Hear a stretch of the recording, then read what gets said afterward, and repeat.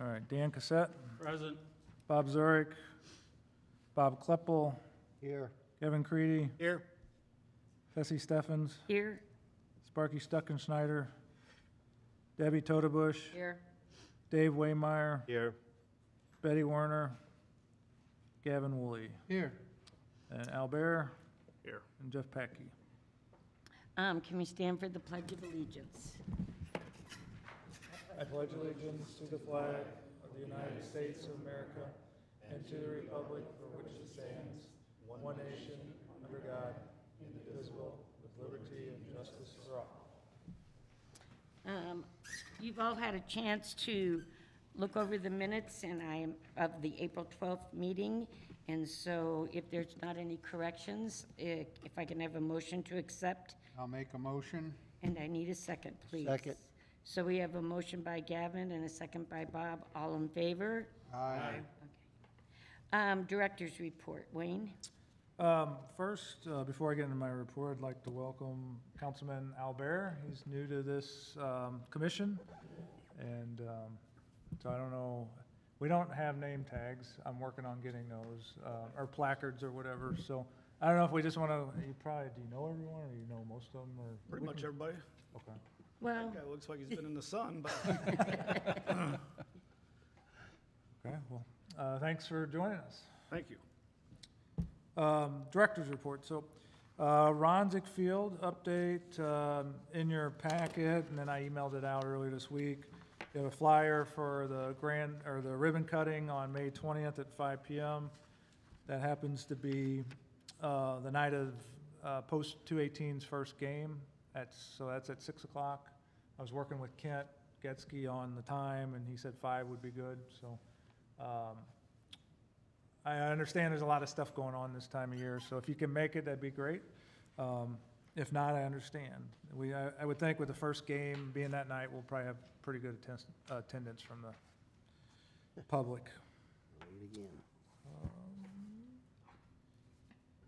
Cole Miller house roof, the metal roof is complete. Was finished probably late last week, I think. I was up there yesterday. It looks good. While I was up there, I found a broken window, so if you go up there and look at it right now, you might see a piece of cardboard on there was a small pane of the window, but we're working on getting that fixed. And then recently I did meet with Katie from the Washington Historical Society, Katie Dickhouse, and we walked the property. I'd never been in the house, and she showed me the house, and then we looked at the barn and kind of try to pick her head on what she's wanting to do, what the Historical Society's wanting to do with the property. They were really on us on getting the roof fixed because there was starting to be a leak inside and they didn't want anything to get ruined. So seems to be a pretty good working relationship there. It's been very helpful. Pavilion, the rock columns for the Lions Lake Pavilions, they're out to bid right now. I believe the bid's due back May 17th, I believe. So hopefully we get some good pricing there, and then that'll be the next thing to go in at the lake. And then we just have some sidewalks and barbecue pits and water fountains to install. Once we get done with Runzik, we'll probably be heading back over there to do that.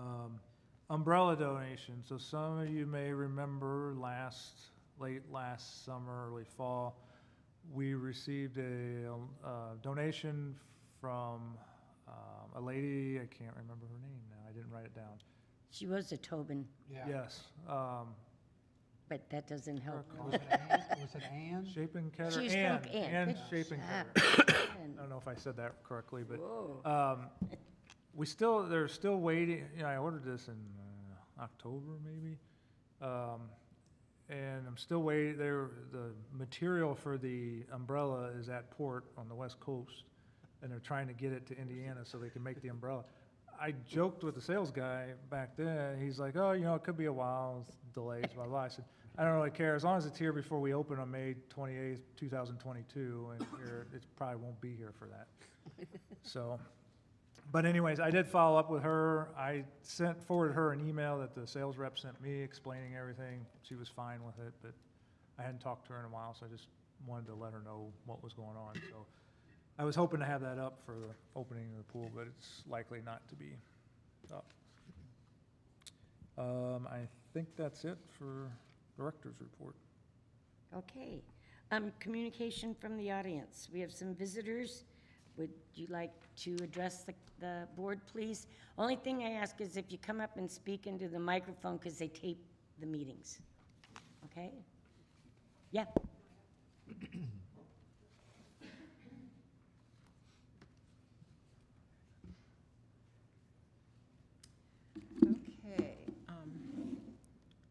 How's this? Good. I have to ask you to state your name, too. Sorry. I will be, Okay. as soon as I get going here. Okay, sounds good.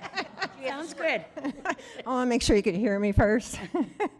Anyway, good evening. I'm Maureen King. And I want to first of all say thank you to the Parks Board, Parks Recreation, what is it? Parks and Recreation Commission. Appreciate all you do.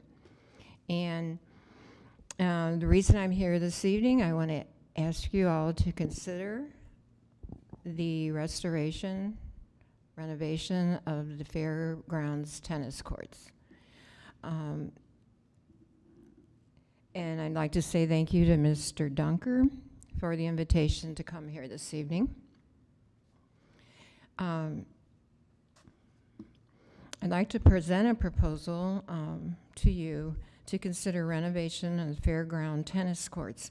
I'm the spokesperson for a number of people and taxpayers who support this proposal. A little background information. My husband Larry and I are residents of Washington for 45 years now, and we love Washington, and we've seen a lot of changes through the years and a lot of improvements. One change that I don't think was an improvement is when they shut down the Fairgrounds tennis courts, because that was a place where many people enjoyed tennis at that time, and the Parks and Recreation Department even provided lessons where our son learned to play tennis there, and they would have tennis contests and things like that. So it was used and it was utilized, and I know we played tennis there often, and it was just a nice atmosphere, a nice place to play tennis. So I was very disappointed. It was over 8 years ago, I think, that it was shut down. And I was thinking they were going to renovate it, but that never happened. In fact, I was going through my notes 7 years ago, 2015, I came before the park board. Tessie, you might remember that. Yeah. And at that time, it was Mr. Dunkel, not Dunker. Yeah, very good. That's really close. But we presented information at that time, and it was, we were told it cost too much money, et cetera, you know, the usual. So it was shut down. All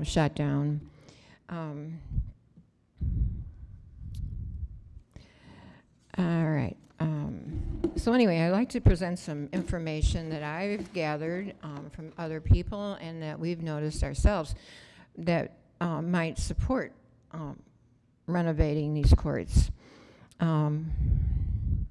The fairground courts were popular for many years, and the location has been helpful and accessible for those residents who live in the northwest side of town.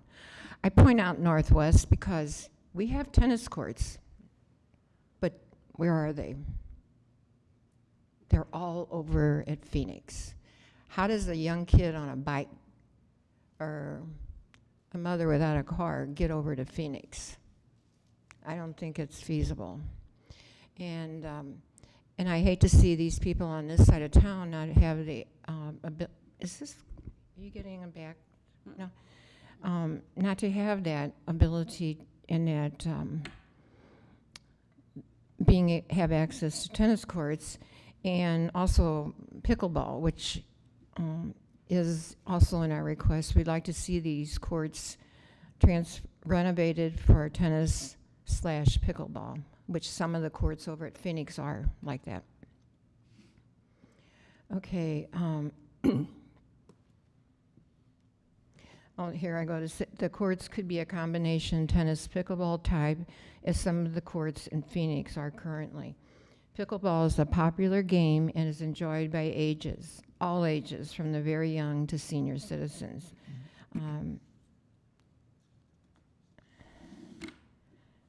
So it's, and you probably, many of you have heard about pickleball. It's really increasing in popularity.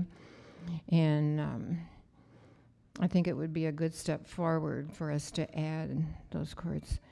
All right, and I have discussed the renovation option with many residents, quite a few, and they seem to agree that the courts on this side, that side of town, would be a great idea and source of fun and recreation for children and families. People of all ages would benefit, from preschool to senior citizens. The courts would be an excellent recreational addition to the park and pool complex. And in summary, I'd like to say that it would be nice to see the sad, dilapidated courts transformed into a vibrant site for fun, exercise, and recreation. Please consider this request, which we humbly present before you. Thank you. Thank you. Thank you. Thank you. And also, another Kathy Zarosty, she would also like to say a few words. And I do have a petition here. I don't know if that means anything to you guys, but I do. You can submit it. You can submit it, certainly. Give it. Yeah, you can give it to To Wayne. Mr. Okay, Wayne. Be good. Okay, I'll give it to you. All right, thank you all. Thank you. Thank you. Alrighty, I'm Kathy Zerowesti. We just recently moved back to Washington after like 40-some years. And so we're out here on the west end of town also. We're avid pickleball players. I haven't played in a while. We used to play at the YW. As you know how much it's grown in popularity. It's the fastest growing sport in the United States and across the world right now. It's pretty amazing.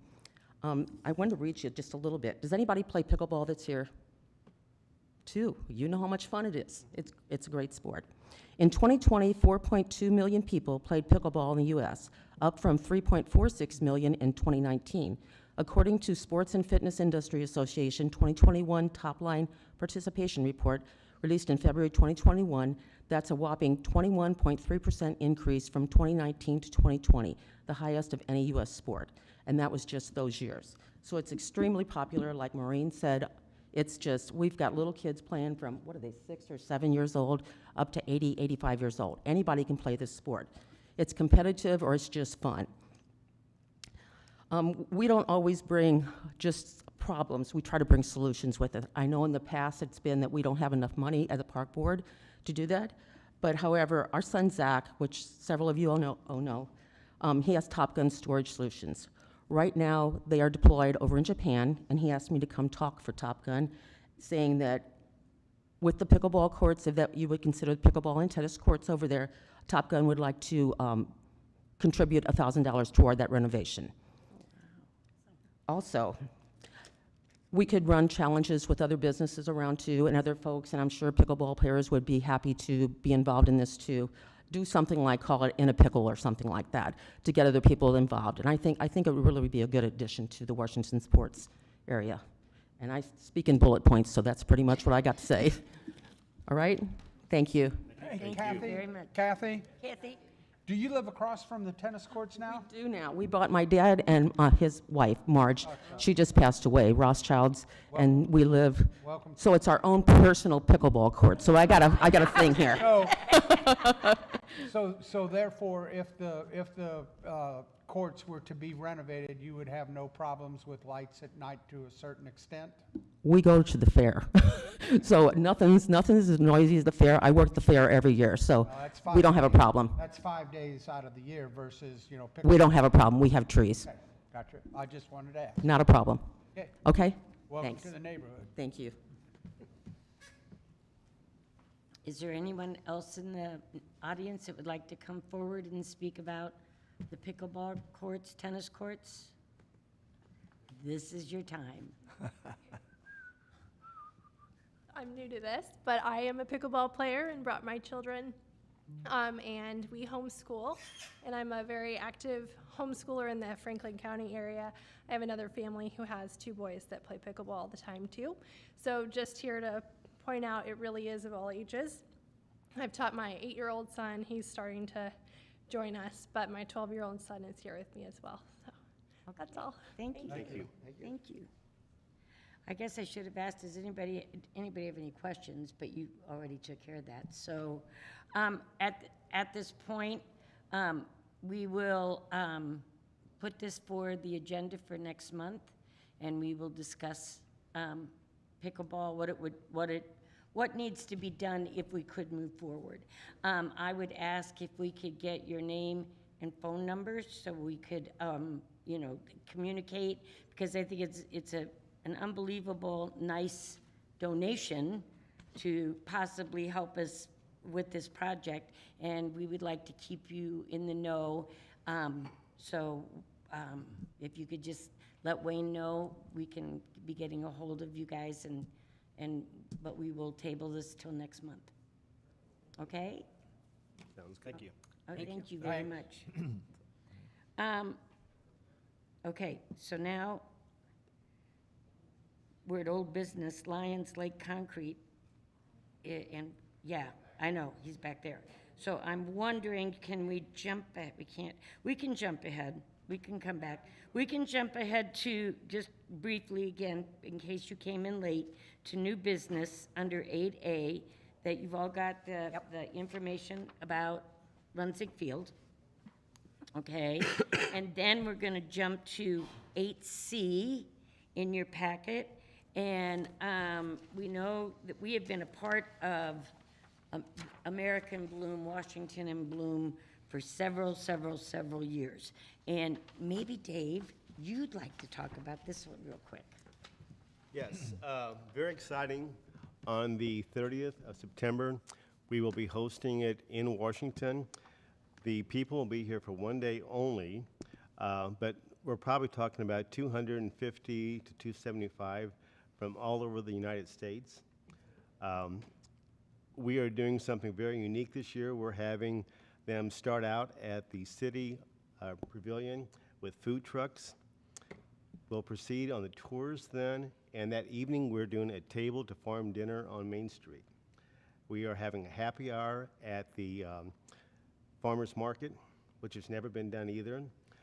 So we're doing a lot of very unique things. We're going to have special shirts made so the committee and everybody that helps looks great. The banks have been very generous in that. So it'll be a first-class operation, and anything that you can do to help us out. We need some donations. We want everybody to help with the downtown. We'll have some cleanup days, things like painting, planting. We want to put our best foot forward. So What date are they going to be here? September 30th, it's on a Friday. So they'll be here on the 30th. Yeah, so they will be here from about 12 till about 9 that evening, 8:30, 9, something like that, the whole day. But they'll be based down in St. Louis, they'll be out here for 1 day. And we're not necessarily trying to win any awards this year. We are not No, competing. we're Right. not competing, we're just. We are hosting hosting, it. so we're not competing this year. Right. The other thing too, so they are looking, and I would assume, Dave, they could call Wayne, but I mean, Yes. if you would like to volunteer to help with Weeding Wednesdays, with any of the things that are listed in here, they need lots of help. So, anyway, don't lose this, this is real important for Washington. It's very important. Any questions about that? Okay, now we're gonna jump back to old business, and we'll do Lions Lake Concrete. Okay, sorry. That's right. The HVAC's coming to my house right now, so that's good. So the concrete at the lake, on the lake dam has been finished, and Park still has to backfill some dirt up there, but it looks good and should hold up for a long time. Because I believe it was poured, it was, I think, 5 inches thick, so it'll be there for a while. Then next on old business, and kind of the same thing, The paving at Phoenix and Lakeview is complete. That turned out well. I was up on the Lakeview portion yesterday and drove it and stopped and looked at some spots, and we'll have some backfilling to do there too, not as much as on the lake dam there. But that's all complete and turned out well. The contractor hit the irrigation system valve in the rose garden up there. And I got a call from, it was Tim Peters and then Sarah, saying they didn't have any water, but it was like one of those days that it was raining all day. He's like, we don't need water right now, we just want to make sure that we'll have water when we need water for irrigation for the fields. But it's all been fixed, and Josh did a really good job because it was damaged, because the box was in the rose garden, kind of destroyed the rose garden, and we fixed it up real nice. So added a bunch more rock and everything up there, so it looks really nice right now. Good. So. Good. Okay, and while you had stepped out, we just reminded everybody again about the ribbon cutting and American Blooms. So under new business, we have the Highway 100 mediums. Okay, so I think it was last meeting I mentioned that, as you all know, I think most everyone knows, we get lots of complaints about the medians, and my crew have done, in the last 2 years, and I've been here 3, we've done more work out there to make them look nice than the department ever has. And so we were out there spraying them with Roundup. It's kind of one of those live and learn things. The first year, 2 years ago, we'd go out there, spray the Johnson grass. It would turn brown. Then we would get complaints or see complaints that everyone complained. They're like, what's all the brown stuff in the medians? It looks like crap. And so then we would spray one day, and then we'd come back and cut what we sprayed the next day, because what we use makes it turn instantly brown by day 2. And so we were cutting that out. We'd cut out the Johnson grass or whatever else we were spraying. And so it wouldn't look as bad. We were still getting complaints. The best time those medians, to see them or see what they're supposed to look like is July. And that's usually, happens to be when American Bloom is in town usually, just by coincidence. So with that said, I've sat in many meetings with John Nilgis and the city administrator on how to rectify this, how to get less complaints. I wasn't here. I didn't select what was planted in there. I'm just dealing with the cards that I was dealt the best way I can. And so it was suggested that John Nilgis and I, the Public Works Director, came up with a plan. He educated me some on stormwater funds and education and why native plants are good and what those medians do. In addition to the plants sucking up water when it rains, it calms the traffic. They're supposed to somewhat prevent crossovers, things like that. And so we found the city, and I don't know everything about this, but that has funds that they are able to spend through the stormwater fund, MS4, and John thought we could use that funding to help offset the contractor, plus do an educational piece for the public on why native plants are good, why these medians are good, and so on and so forth. I took it to council. Council said, and Councilman Bear can speak more to this, that, and I understand what they're saying. I was just trying to deal with what I was dealt the best way I could. Council didn't want to spend more money on trying to make the medians look better when for what I've been told, most people don't like what's there to begin with. Even if the contractor fixed it up and made it look better, people weren't still going to like them because it doesn't look like what's in their front yard. It's not manicured. Probably part of that's an education piece and things like that. So I don't know if I explained that fairly well.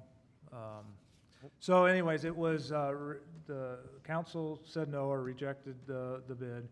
And since then, the city administrator and I, and John Nilgis, mainly Darren's, formed a committee along with the mayor on how to proceed from here with the medians. So we're looking at, I talked with the mayor to see if he thought there would be interest in getting a small committee together to go ahead and take a look. First, staff has got to get together and come up with some options for what could be done out there. And when I say options, I mean all options, everything that's on the table. Everything from if you wanted to remove them and put it back to asphalt, what would be the consequences? We are checking with MoDOT because we had agreements through MoDOT to go ahead and install those, as some of you may know. And and the other concern would be with that is if you did that, would you have to go ahead and pay back the federal grant that was given to the city as a result? I think we all probably maybe change our opinion on that about taking them out if we knew that we would have to pay a penalty. But till we get all those options on the table, that's what the committee would go ahead and take a look at. If there's better plannings that we can go ahead and do out there that would look more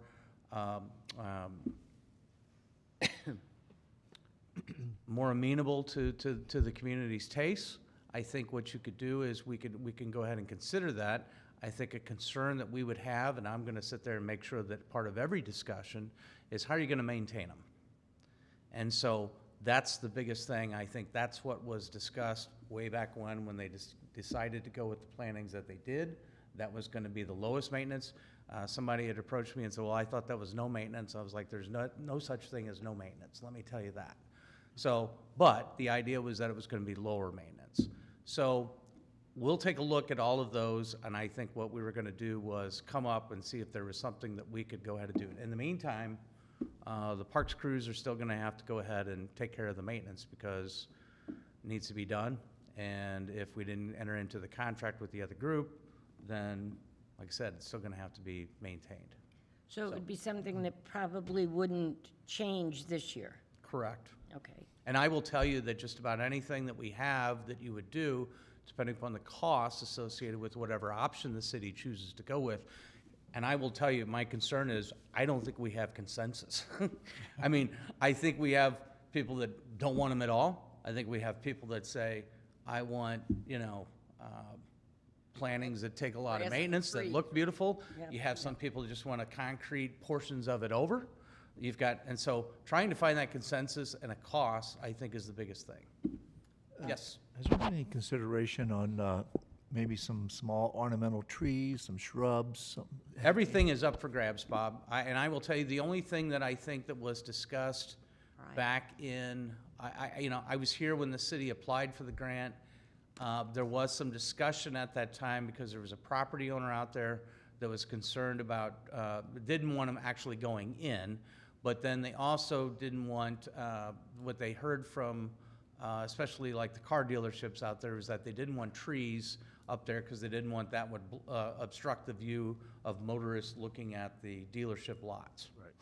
And so, well, I was at that meeting. I remember the gentleman coming up. It was a big discussion. No, that wasn't. And said that. That's true. And so the idea was no trees. And so they didn't go with any trees for that reason. And then that's when all the discussion started about the native plantings. Right. And I remember there's a lot of people, last thing I'll say, a lot of people had just said, give it, because it took like 2 to 3 years for them to mature. And the idea was wait for them to mature, et cetera. I think we've gone through that. If the general public still feels that that's not acceptable, we can take a look at the other options. Yeah, I think you're right, Dan. I think there are a lot of people that some want them, some don't. It's a mixed bag for that whole, but I personally, right now, I think it looks pretty nice. It looks clean. I mean, have you done anything, because they look like they're coming in very well. It's funny you should ask. We're going to be behind the 8 ball this year. With all the projects last year, when we cut them back, it was the week of Christmas.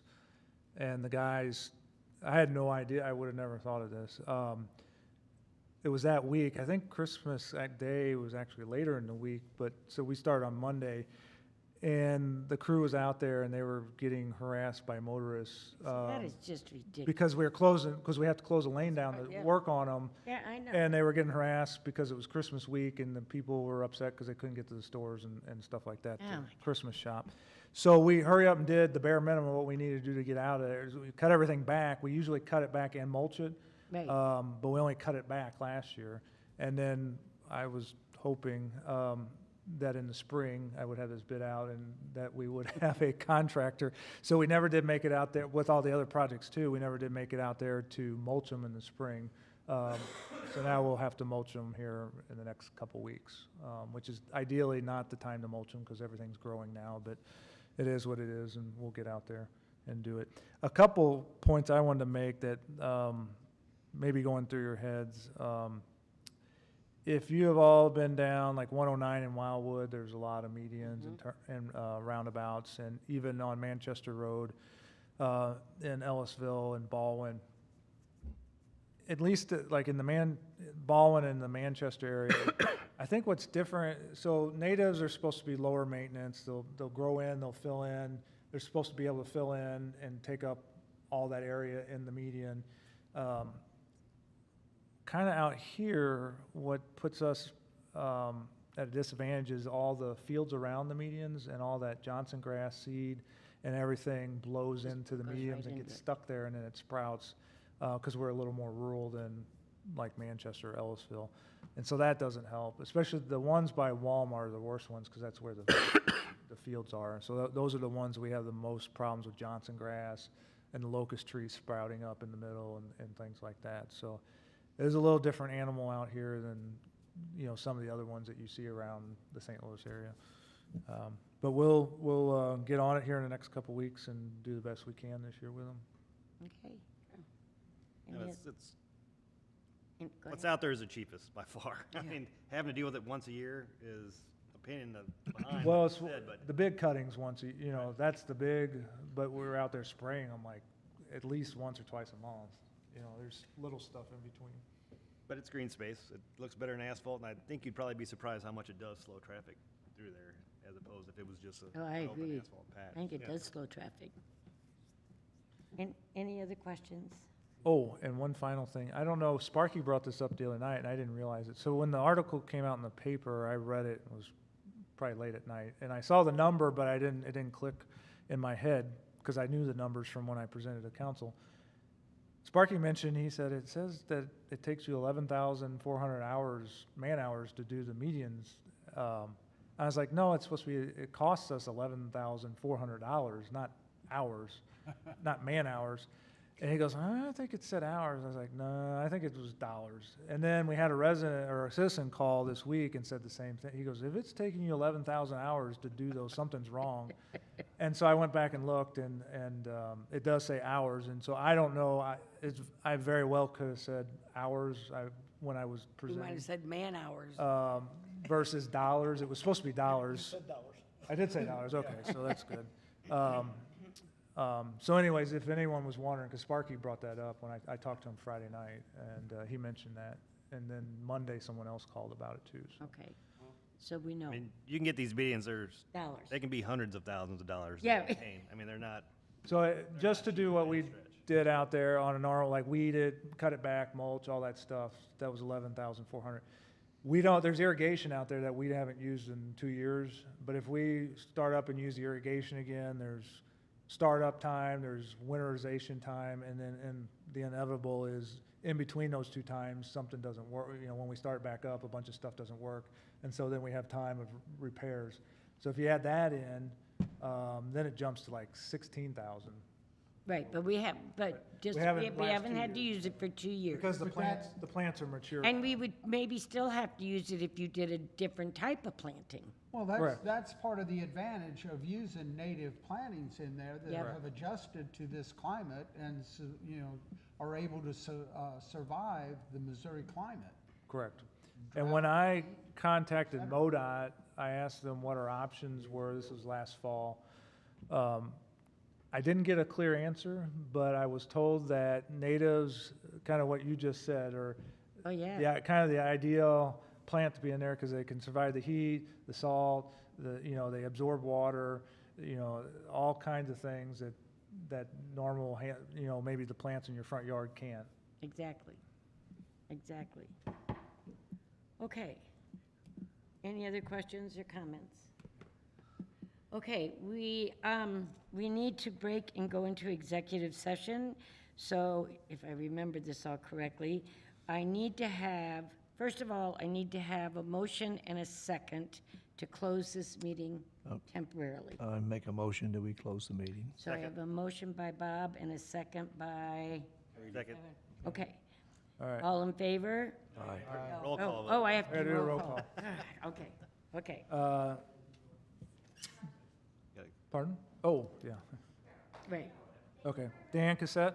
You gotta say Say yes or yes. no. That's right, I forgot. I did it again. Bob Zurich? Present? No, yes. Just here, yes. Bob Kleppel? Yes. Kevin Creedy? Yes. Tessie Steffens? Yes. Sparky Stuckenshiner? Debbie Todebush? Yes. Dave Waymeyer? Yes. Betty Werner? Gavin Woolley? Maybe, yes. Okay, so now we are, in a second, in executive session. We gotta get rid of that guy. We kicked in, Matt.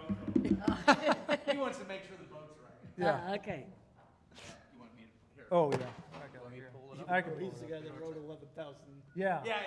That's why he didn't, I asked him directly, I said, hey, it's very possible I could have said it wrong. Did I? And he never responded.